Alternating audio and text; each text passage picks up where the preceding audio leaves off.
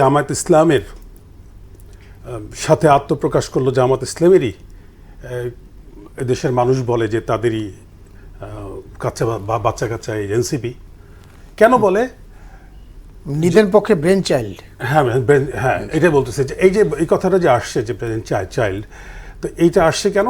তাদের কর্মকাণ্ডের মধ্যে দিয়ে তারা সুপ্ত থেকেছে, গুপ্ত থেকেছে, তারা ছাত্রলীগ সেজেছে, ছাত্রলীগ নেতা হিসাবে তারা বিএনপিকে, বিরোধী পক্ষকে অত্যাচার করেছে, নির্যাতন করেছে। আওয়ামী লীগ, সে আওয়ামী লীগের তারা নিজেরাই আওয়ামী লীগের নেতা সেজে তারপরে সে কাজগুলি করেছে। আবরার ফাহাদের মতো একটি বাংলাদেশের একটি সুসন্তানকে তারা হত্যা করেছে, যারা তাদের মধ্যে এরাই ছিল। বাট একটা সময় 5ই আগস্টের পরে এসে কিন্তু এর আত্মপ্রকাশ করেছে যে তারা আসলে ছাত্রলীগ না, কিংবা আওয়ামী লীগের কেউ না, তারা হচ্ছে ছাত্র শিবির করতে শিবির তারা গুপ্তভাবে তারা শিবিরই করেছে, কিন্তু গুপ্ত হয়েছিল এই ছাত্রলীগের ব্যানারে।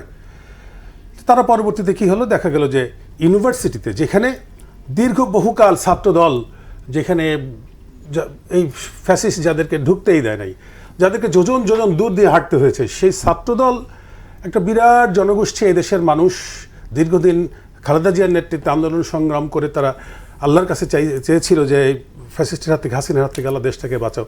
দেশটা যখন হাসিনা মুক্ত হয়েছে, তারপরে কিন্তু মানুষের বিএনপির প্রতি একটা ফ্লো ছিল যে বিএনপি ক্ষমতায় আসবে এবং তারা তাকে ভোট দিবে।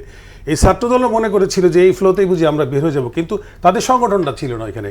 সংগঠনটা ছিল কাদের? গুপ্ত যারা ছিল তারা 2, 4, 5, 10 জন হলেও তারা তাদের একটা ফ্রেন্ড সার্কেল এখানে ছিল, যারা নিজেরা জানতো যে আমরা কারা, যেটা ছাত্রদলের ছিল না। সেটা তারা কিন্তু সেখানে সফল হয়েছিল এবং তাদের একটা ব্রিলিয়ান্টলি তারা একটা এফোর্ট দিয়েছিল এই নির্বাচন পর্যন্ত, এই জামায়াত ইসলাম এই ক্ষমতাকে আসার জন্যে। এবং আমি তাদেরকে এটা কি সাধুবাদ জানাই, আমি রাজনীতি করি, আমি মনে করি তারা সফল।